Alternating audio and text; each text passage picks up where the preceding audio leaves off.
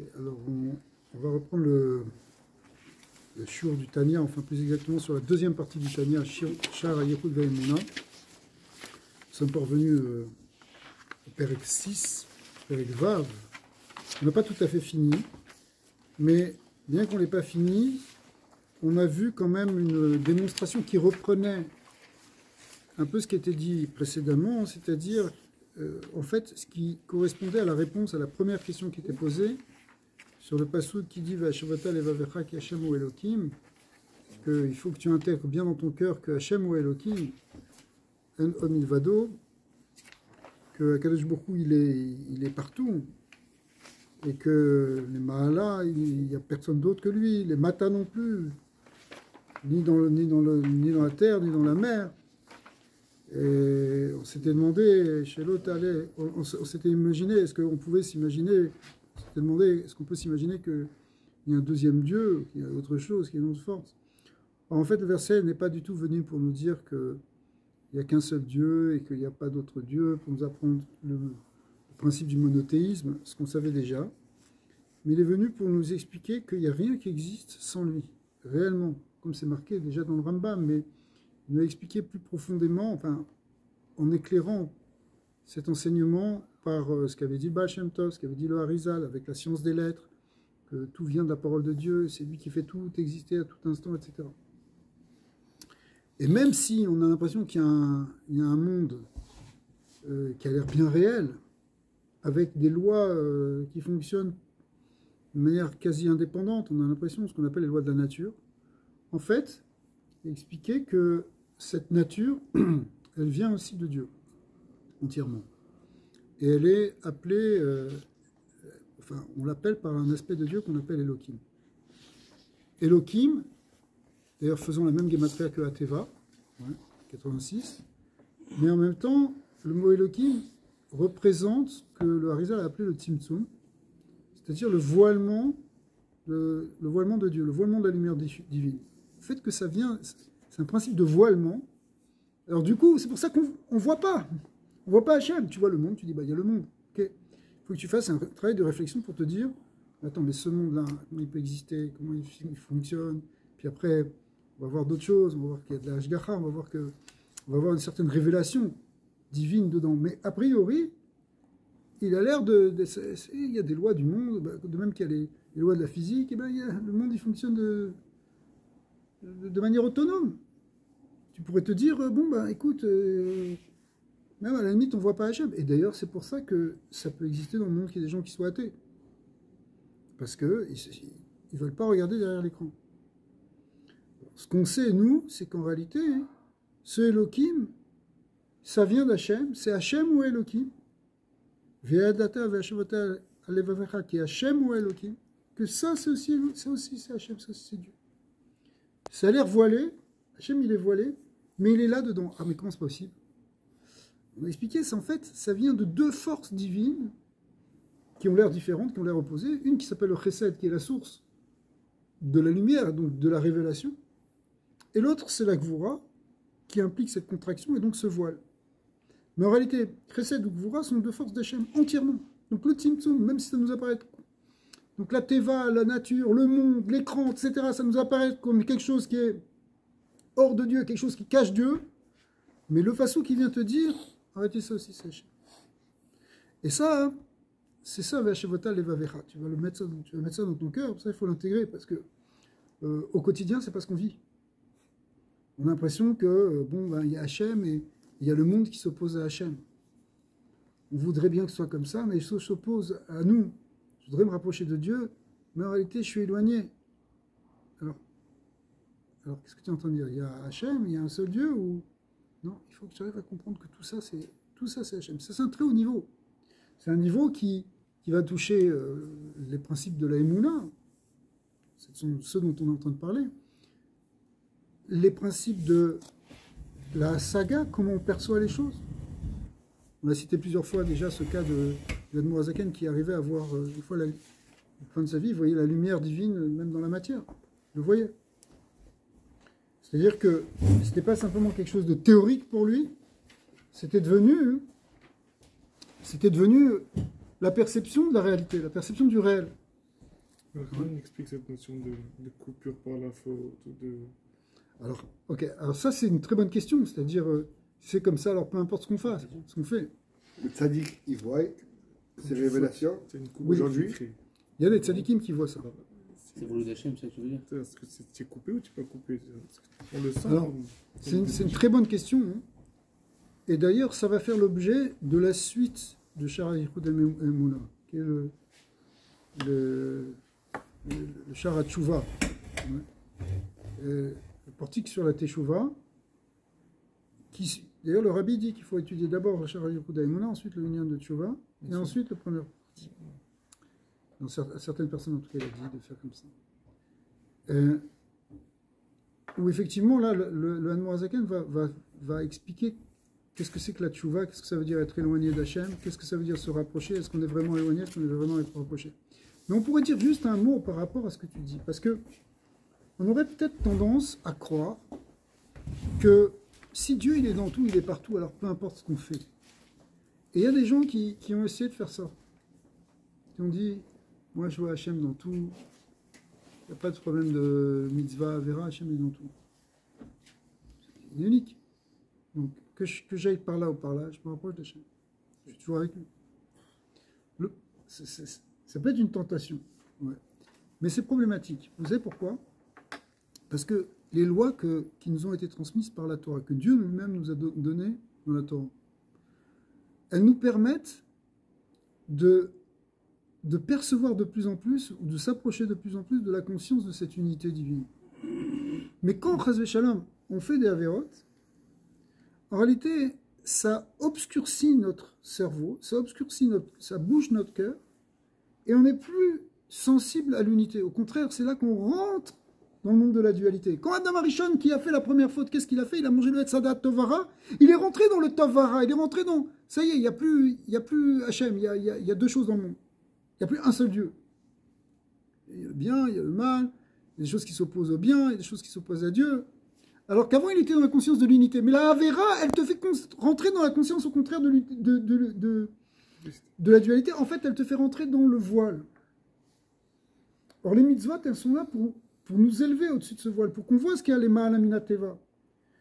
Mais parce qu'on voit ce qu'il y a les Ma'alamina Teva, on peut aussi travailler dans la Teva.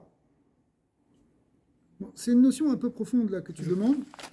Mais pas coupé, mais on se perçoit comme si on... D'un point de vue absolu, on n'est jamais éloigné de Dieu. Mais du point de vue de ce que tu vis, tu peux te sentir, ou tu peux te couper, ou tu peux même carrément perdre conscience, oublier que Hachem il est là. Il n'y a pas plus grande coupure que ça. Quelqu'un qui n'a pas conscience, birkla, de l'existence divine, c'est ça qui s'appelle qu'il est coupé d'Hachem. Et tout ça vient à cause de la première fausse.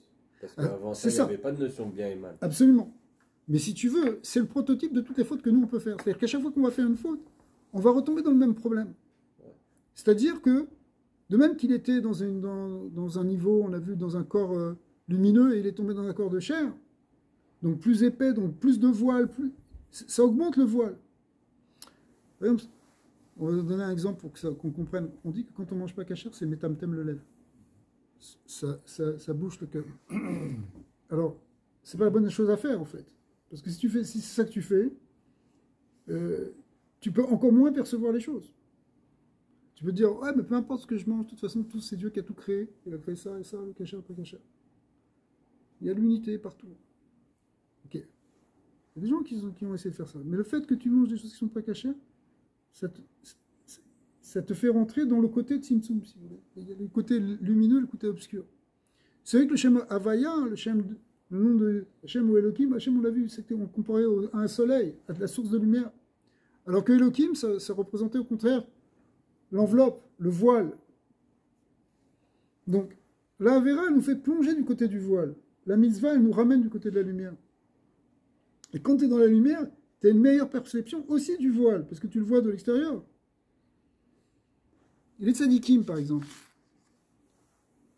Les tzadikim, surtout, c'était dans la chita du Admor Hazaken, de dire, c'est pas qu'on veut se couper de la Teva, on veut se couper du monde. Il était makpid de faire justement les choses dans le derer haolam, de ne pas faire des miracles comme ça. Le Admor Hazaken, il avait des possibilités de faire des choses complètement surnaturelles. Vous pouvez traverser les murs si vous voulez. il pouvait se mettre au bord de l'eau, il y a des poissons qui seraient remontés. On l'a vu avec Rabbi Levi Israël de Bertchev, c'est des tzadikim qui étaient dans ce niveau-là. Mais le Admorazaken a toujours refusé ça. Même une fois, il devait passer sur une barque. Et c'était le moment, parce c'était au moment où il était prisonnier. Il devait faire des interrogatoires au tribunal. Donc il amenait la forteresse au tribunal de la ville. La forteresse, elle était entourée d'eau. Alors, la forteresse qui était la prison. Donc il l'a amené dans une barque. Et un jour, ils sont revenus le soir. Et c'est le moment de faire Birkat Halevana. Il a demandé au gars qui était en train de faire avancer la barque de s'arrêter. Lui a dit, prisonnier, va me dire quoi faire. C'était un des gardiens de prison. Il a dit, je te dis qu'il faut que tu t'arrêtes, j'ai besoin de faire Birkat Halevana. Alors, le gars il a dit, je m'en fous, tu peux dire ce que tu veux. La barque, elle s'est arrêtée. Il a essayé, tac, tac, tac, le gars, il n'arrivait pas. Bon, il a compris que il a dit, bon, d'accord, ok, je vais te laisser faire. Et la barque, elle s'est remise à partir.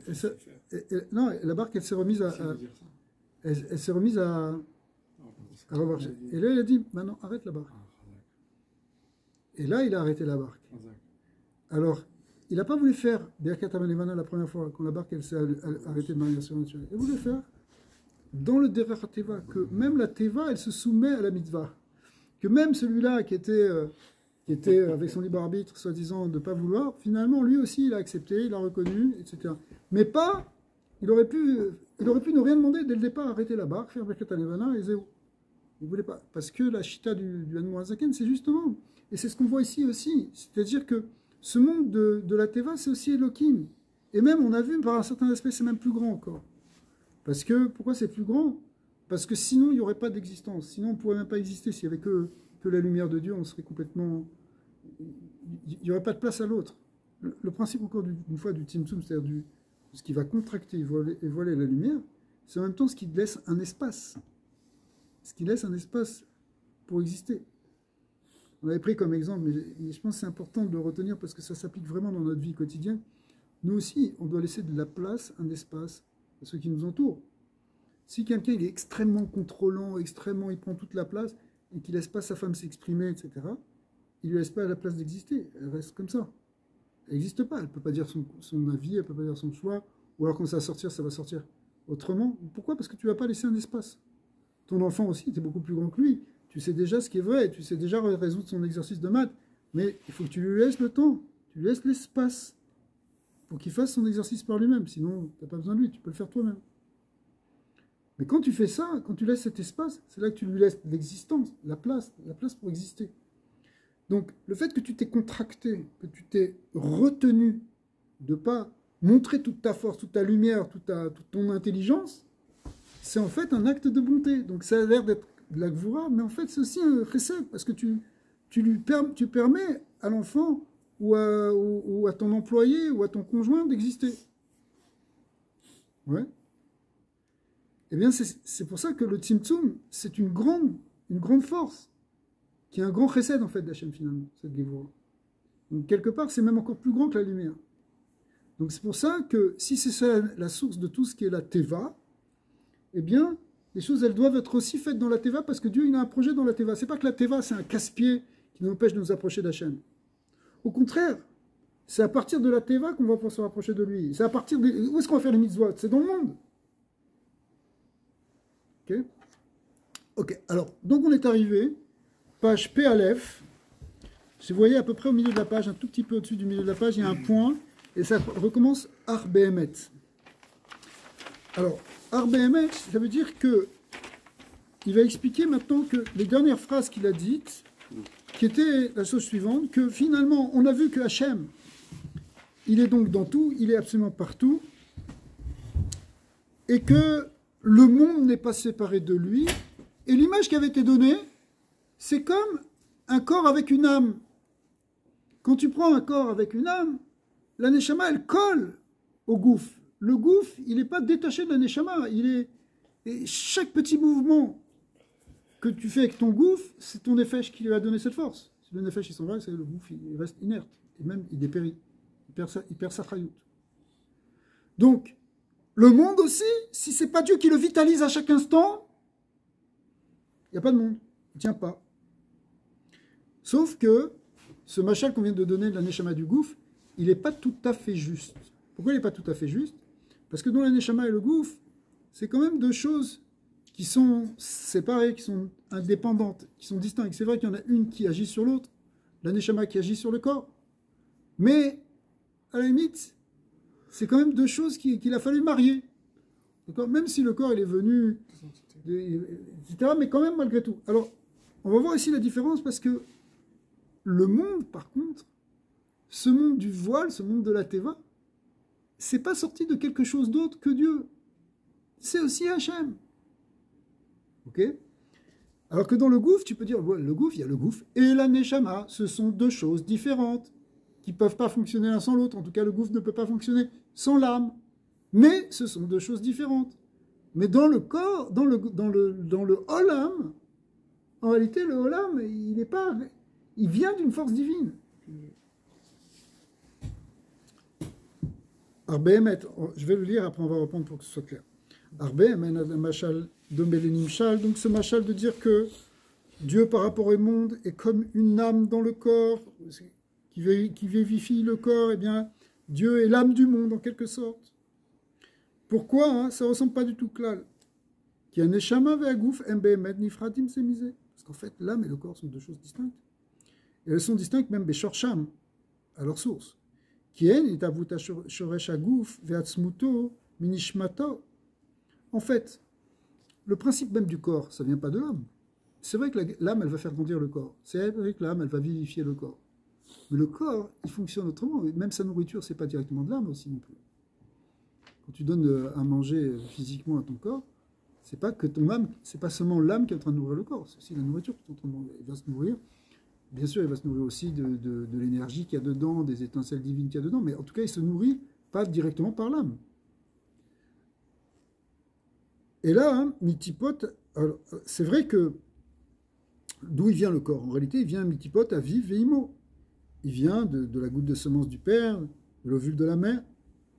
C'est ça qui va être le principe. C'est la rencontre de ces deux cellules, de ces deux gouttes, littéralement, qui va créer le corps. Ça ne vient pas de la neshama, le corps, directement. Quelque chose de corporel, d'abord, de physique. D'accord ou pas? D'accord. Oui.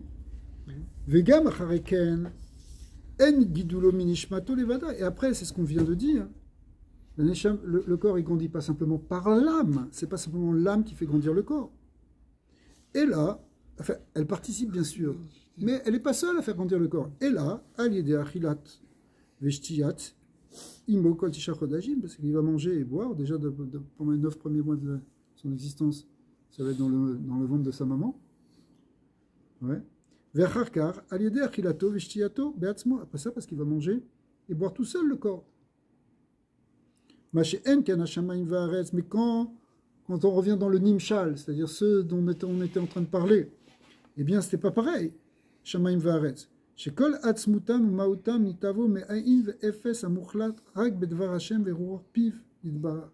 Mais en réalité, l'univers, ciel et la terre, la teva, elle est créée, elle existe, yesh mi'ain, on a vu à chaque instant, c'est-à-dire de manière absolue, c'est Hachem qui le fait exister à chaque instant, à partir de Ruar Piv, à partir du souffle de sa bouche, littéralement. Vegam Adaim Nitzav Davar Hachem Leolam. Et aussi, on a vu que cette parole divine, elle est là en permanence dans le monde, c'est là où on avait commencé le texte par cela, que la parole de Dieu, c'est elle qui fait tout vibrer, tout exister à tout moment. Veshofea Baem Tamid Bechol Rega. Et c'est ça qui donne une vitalité, qui alimente la vitalité.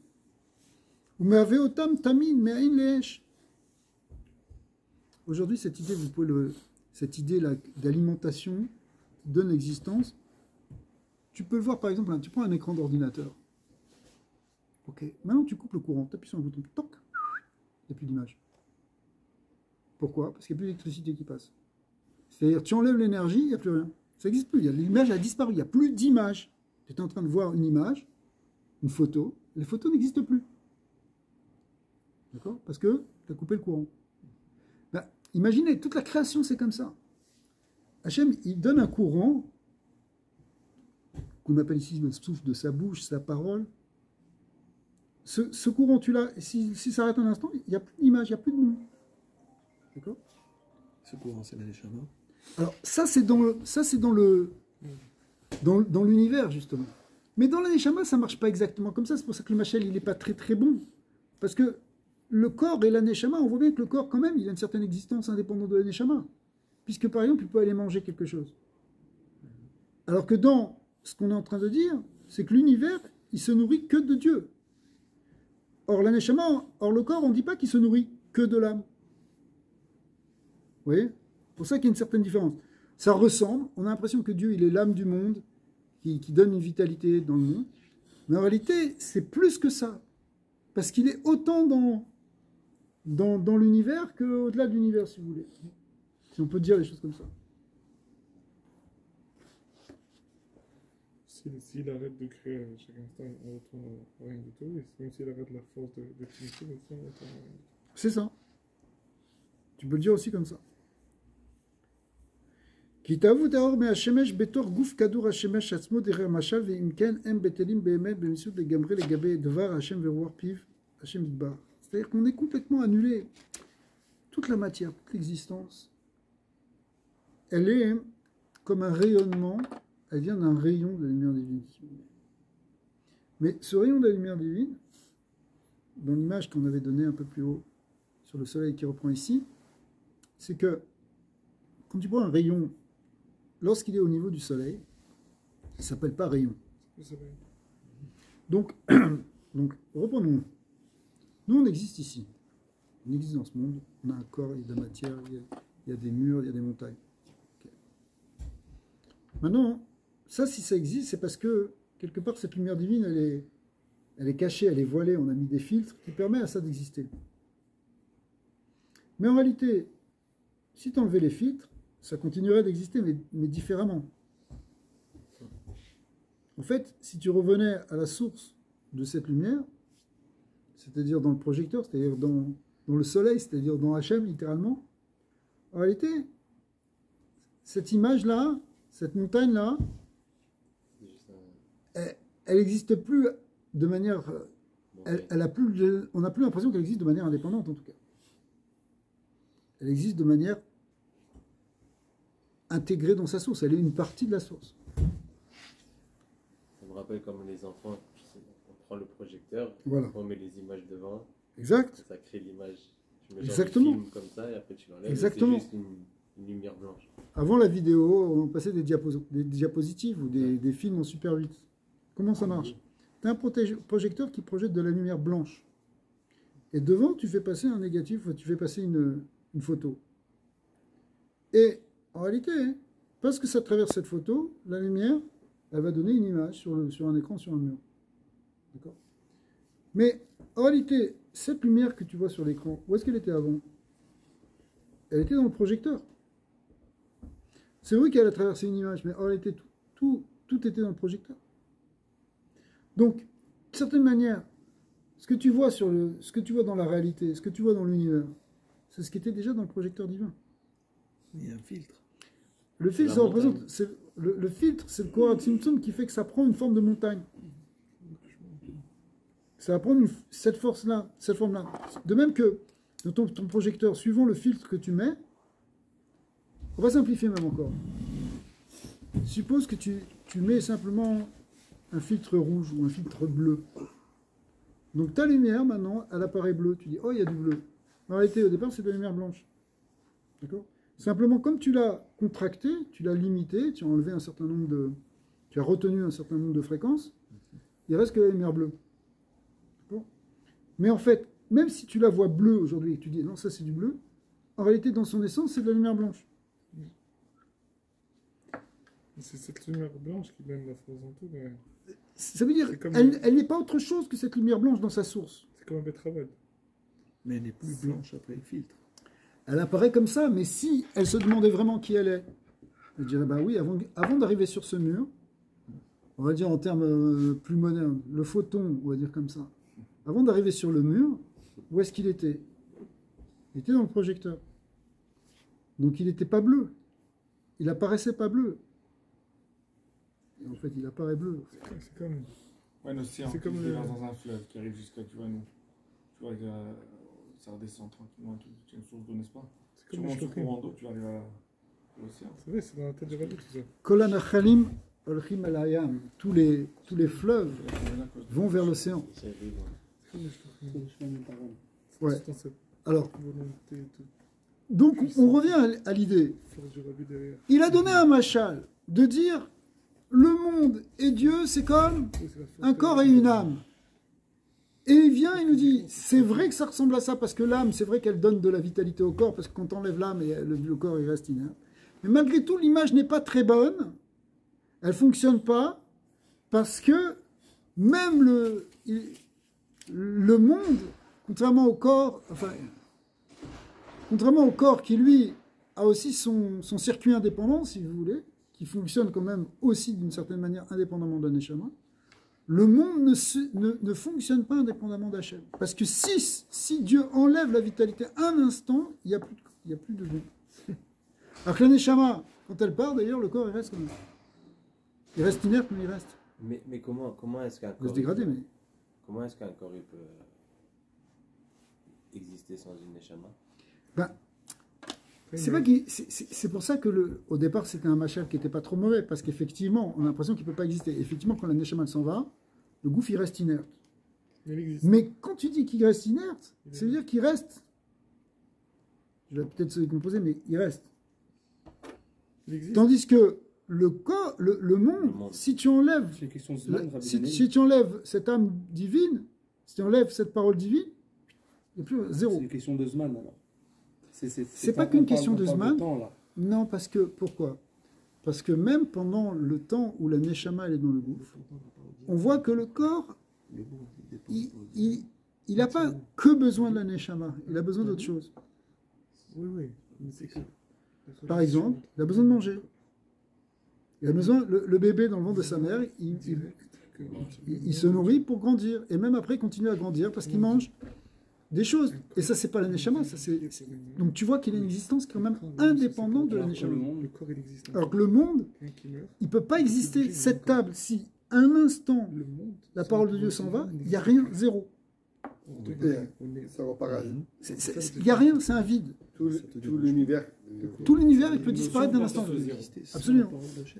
Mais, Nous aussi, on ne peut pas exister sans la parole d'Hachem. alors, le step d'après, c'est... Ouais. Mais les chameaux aussi, si le corps il part, le corps disparaît. Mais Non. la différence, c'est qu'il est encore là le temps qu'il pourrit. Ça veut dire c'est que tu n'arrives pas à voir la différence. Donc Avant on le voit, temps, je vois pas de donc on différence. voit qu'il peut exister Même si sans il y a l'âme. quelque chose. Il existe plus. Il n'est pas vivant, mais il existe.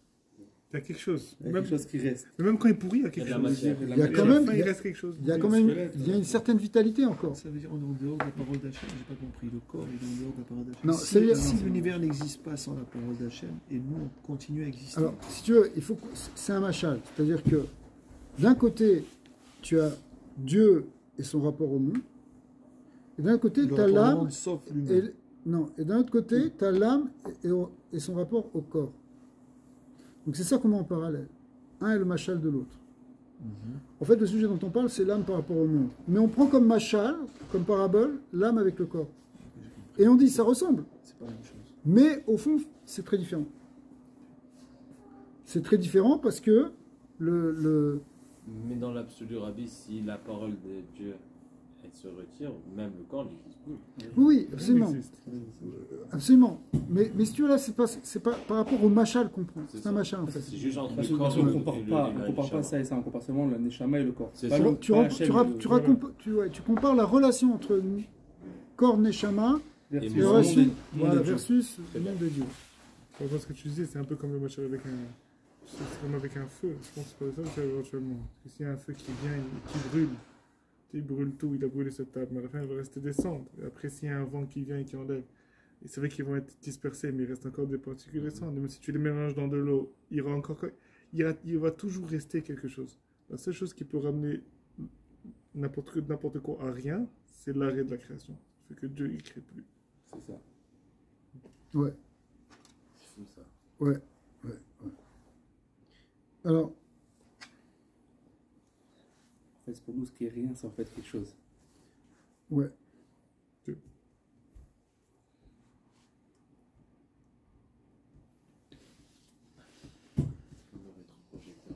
Alors, l'image, elle est... Hein, vous voyez que l'image qui est donnée, c'est l'image, effectivement, c'est l'autre machal qu'on a donné, qui est peut-être un peu plus difficile à comprendre, mais on l'a un petit peu expliqué, on va essayer de le reprendre rapidement. C'est que notre existence, ou l'existence du monde, c'est comme, ce qu'on vient de dire, l'histoire du projecteur, c'est comme un rayon qui est sorti d'un soleil. Mais le rayon, encore une fois, avant d'arriver à devenir un rayon, de se projeter quelque part, il est dans le soleil. Mais dans le soleil, il n'est pas appelé rayon. Il est appelé soleil. Tu ne peux pas parler encore d'un rayon, puisque tu es encore dans la boule. Le rayon, c'est quand ça va partir. D'accord? Donc, quand il est dans le soleil, qui il est? Soleil. Il est soleil. Mais alors, tu t'appelles pas rayon, alors? Ça veut dire, tu n'as pas encore vraiment d'existence, à part en fait l'existence du soleil. Donc, dans notre source, il n'y a pas d'autre chose que Hachem. Donc, notre essence la plus profonde, c'est Hachem. C'est Mamash, Shakelakeloka, mais ça c'est de l'année. Ouais.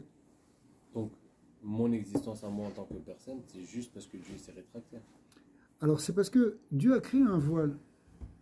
Mais en fait, dans ce voile, c'est ça qui apparaît. Ça apparaît qu'on est séparés. Mais en fait, au fond, dans notre essence, on n'est pas séparés.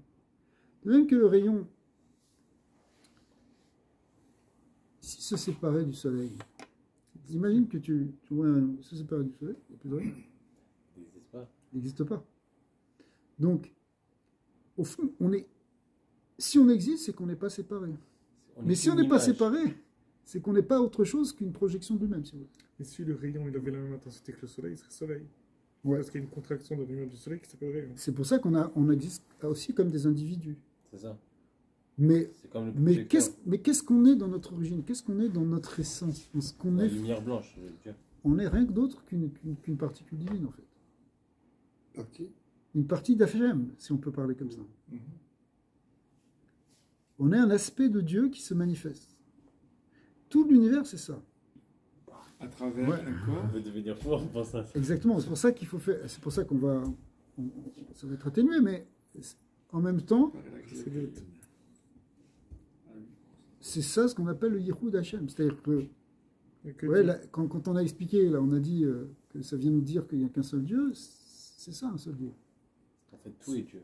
Ouais. Mais la difficulté, c'est quand quelqu'un vit une épreuve ou une pression que dans la vie, il oublie. Ah, quand je vais régler ça, je prends de moi le premier, tout le monde, tu vois ce que je veux dire. Tous, dès qu'on a une C'est fini, contrariété, voilà, on ne se sent pas bien. Quand on veut Je comprends. redéfinir le voile, comment on le redéfinit le Versus- voile? Là, vous expliquez le soleil, mais quand on veut définir le voile, comment on redéfinit le voile? Bah, le- On veut le définir, On a vu que le voile aussi, c'est un Je aspect veux dire. d'Hachem. C'est une force d'Hachem Ça signifie- pour permettre d'exister. c'est- S'il n'y a pas de voile, y a pas de- on ne pourrait pas exister ni comme individu, ni même comme monde. le voile, c'est ce que nous, on perçoit. Alors après, C'est ce nous, qui on reste permet que bloqué tout dedans, si existe. tu veux, un peu. Notre problème à nous, c'est qu'on reste coincé dedans, on ne voit plus que le voile. Mais en réalité, il n'y a pas que le voile, il y a aussi le voile comme la lumière, c'est rien qu'Hachem. Ce soir, c'est un cours, Rabbi Daniel Cohen, si vous me permettez. Non mais c'est comme la même chose. Si tu t'approches trop du soleil, tu brûles. Tu peux pas exister trop près du soleil. Le voile, c'est la force qui contracte la lumière du soleil en un rayon qui te permet de vivre et en même temps de voir. Mais s'il n'y a pas cette force-là, tu es proche du soleil, tu es dans le soleil, c'est impossible, tu vois rien, tu peux pas lever les yeux, tu brûles, tu rien du tout. Je dirais aussi que Est-ce qu'il y a vraiment un voile? Est-ce qu'il y a vraiment un voile ou c'est nous qui pensons qu'il y a un voile? c'est toi le voile. On pourrait aussi C'est aller peut-être qu'il n'y a plus- pas de voile, c'est nous. Nous sommes trop loin pour pouvoir Il y a un percevoir la petit lumière voile. de C'est nous qui le voyons comme un voile. Parce qu'en fait, si tu veux, on peut te le dire d'une autre manière. Peut-être ça va t'éclairer. Parce que ça, c'est des manières de parler. Quand tu mets un écran et que tu projettes la lumière dessus, tu vois la lumière, elle passe pas derrière. Un bon écran, la lumière, elle passe pas. Un écran de cinéma, ça passe pas derrière. Tu as mis ton panneau là, ça passe pas. Donc ça voile la lumière, ça cache la lumière. Le gars qui est derrière, il voit rien, il est dans le noir. Ça permet de voir. Mais en même temps, celui qui est du bon côté de l'écran, il voit une image, justement. C'est-à-dire que s'il n'y avait pas d'écran, cette image, tu ne la verrais pas. Ok. Vous savez que si tu projettes une lumière dans l'univers, Ouais. personne ne va la voir tant qu'il n'y aura pas quelque chose sur lequel elle va buter. S'il n'y a pas un astre qui l'arrête, s'il n'y a pas... Comme, La lumière du soleil qu'on voit sur Terre, c'est parce que la Terre fait écran. On l'aurait pas vu. Et bien si on l'aurait pas vu, elle serait passée, personne ne la verrait, tout serait obscur. Même S'il n'y a pas quelque chose... Comme une Quand il flashlight. tape un truc, il fait Et une c'est- réfraction. exactement, Comme un laser. Voilà, exact. exact. Ouais. Tout ça, c'est vrai. Donc un écran, Donc- c'est ce qu'il faut, c'est ce qui permet de voir. Voilà. Un écran, ça voile, mais en même temps, ça dévoile. Ça révèle. D'accord? Ça révèle. S'il n'y avait pas de monde, on ne verrait peut-être pas Hachem. Mais en même temps, le monde, il a tendance à voiler Hachem, à le cacher. Alors c'est pour ça que tout le travail, en particulier des Béné Israël, c'est d'arriver à transformer ce voile, à transformer ce monde, pour que ce monde ne soit pas quelque chose qui cache et qui occulte la présence divine, mais au contraire, qui révèle la présence divine. Dans le voile, comme une voile. Et quand on fait une mitzvah, c'est ce qu'on fait. C'est-à-dire, tu prends par exemple un étrog, c'est un fruit, c'est un fruit, tu le manges, c'est tout, point. C'est de la gâche-mieux. Et maintenant, tu dis non, ça représente ça, et c'est une force, et tu fais une bracha, et tu montres le coup à partir de quelque chose de physique. À partir de quelque chose de matériel, tu t'attaches à Hachem. Donc, en fait, tu utilises le monde, tu utilises le voile pour dévoiler Hachem, pour révéler Hachem. À travers les mitzvot, on révèle Hachem. Donc les mitzvot, on les fait avec des choses dans le monde, avec des choses de l'ordre justement du matériel. Et ça, c'est toute la avoda, c'est tout le travail. C'est pour ça, et c'est ça ce qu'on attend vraiment avec Mashiach, c'est-à-dire ce qu'on attend avec Mashiach et la période qui va suivre, c'est que de plus en plus le monde soit un monde qui révèle Dieu, pas qui le cache. Donc ce monde du voile, ce monde du Tzimtzum, il n'est pas si négatif que ça, encore une fois. Mais en même temps, il ne faut pas s'enfermer dedans. Parce que si tu t'enfermes dedans, si tu veux regarder le soleil, de nos jours, c'est très dangereux, tu risques de te brûler les yeux. Qu'est-ce que tu fais? Tu prends des radiographies, des lunettes spéciales. Il y a quelques années, il y avait dans le monde entier, il y a eu une éclipse de soleil. Alors, ils avaient distribué à tout le monde des lunettes pour le regarder. Pourquoi? Parce que si tu regardes, tu ne peux pas regarder sur le soleil. Donc, en fait, tu mets un voile devant, un voile noir. Mais en fait, grâce à ce voile noir, tu vois le soleil. On peut voir le soleil. Donc c'est aussi une manière encore d'illustrer les choses. Que on a besoin du voile pour voir, pour dévoiler. Ok. Mais dans les créatures plus hautes que nous, enfin je ne sais pas dire plus hautes parce que sans parler de rang, comme les anges et tout, Oui. eux aussi, il y a un niveau où ce genre de créatures, ils arrivent aussi directement à... Les créatures comme les malachim aussi, ils ont une perception, mais les neshamat, elles peuvent arriver à un niveau plus haut de perception, parce qu'elles viennent des niveaux plus profonds. Parce qu'après, même dans la création, il y a des degrés, il y a des choses qui sont plus voilées, des niveaux où c'est plus contracté, des niveaux où c'est moins contracté.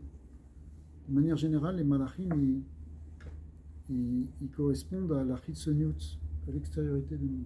Alors que les neshamat, c'est la pnimiut. Moi, chez Rabbeinu, c'est le niveau le plus haut qu'il y a. Moshe Rabbeinu, c'est une... Parce que la Torah, elle témoigne. Pas une leur façon. Au niveau de la saga divine, au niveau de la névoie, c'est le plus grand. Ouais.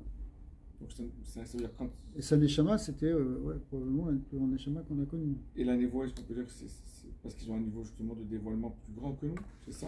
Pas nécessairement. La névoie, ouais, c'est ce qu'on appelle la saga. La saga, c'est la perception.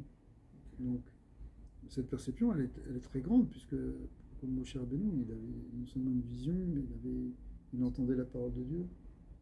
Il pouvait parler avec Hachem, Panim el Panim. Donc ça, c'est sûr, c'était très, très, très haut niveau.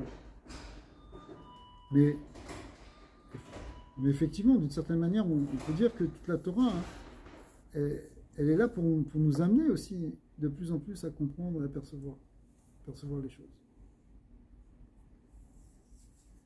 Les tzadikim, par exemple. Pourquoi ils ont des miracles? Pourquoi il y a des choses incroyables qui se passent chez eux? Parce qu'ils sont plus proches de la perception de cette unité divine. C'est-à-dire que le Sha'ar Yichud Ve'emuna, le fait d'ouvrir la porte de la compréhension d'unité et de la vraie foi d'Israël, qui est justement la foi sur cette unité absolue, c'est ça qui va faire que, en même temps, on va être dans la Teva, tout en étant les Mahalamina Teva, etc. Et Tzadikim, c'est marqué Tzadik Be'emunato Yechir. Un Tzadik qui vit par sa émouna. En réalité, plus il développe cette perception, plus il a cette émouna qu'il n'y a rien qu'Hachem, il intègre ça dans son cœur, qu'il n'y a rien qu'Hachem dans tout. Et plus Dieu, il rentre partout dans son existence. Et donc, les choses ont l'air de s'enchaîner d'une manière complètement différente. On voit ça avec les tzadikim. Mais en réalité, même si on n'est pas tzadik, c'est vers ça qu'on va. De percevoir de plus en plus qu'Hachem, il est là dans l'univers.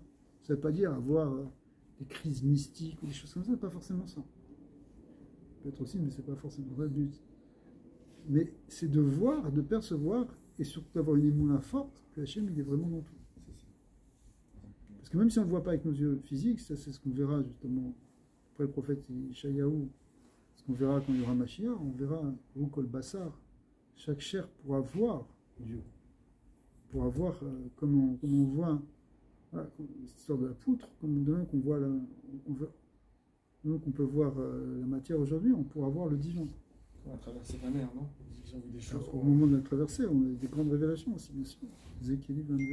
On voit aussi qu'Hachem, dans certains cas, même dans le cas des Réchaïm, il lève le voile. Quand il a voulu parler à un Bilam, à Paro, tu vois ce que je veux dire comme ça. Hachem, il peut se révéler. Voilà, il se révèle. Hein, je veux dire, même des gens qui ont pour zéro mérite, c'est pour les mettre en garde. Quoi. On a vu quand il est intervenu. Rami, pour revenir au point au départ, histoire de voile, si vraiment. tout est Dieu. Ouais. Il laisse ou qu'il hop. Alors, Avéram, c'est important, mais quelque part, la réponse, c'est que les tzadikim aussi, ils sont battels à Hachem. Mais si tu t'annules trop au point où toi tu t'annules trop, on s'entend sur ce que vous avez dit sur ce point, il n'y a plus de différence entre tout comportement et rien qui compte. C'est comme s'il n'y a plus d'écran et la lumière juste elle passe à travers et il ne reste rien du tout. C'est ça. Alors, quelque part, tu laisses un petit écran divin qui ne s'oppose pas mais qui dévoile justement. En fait, tu restes humain quand même à la fin de la journée. Oui, c'est ça.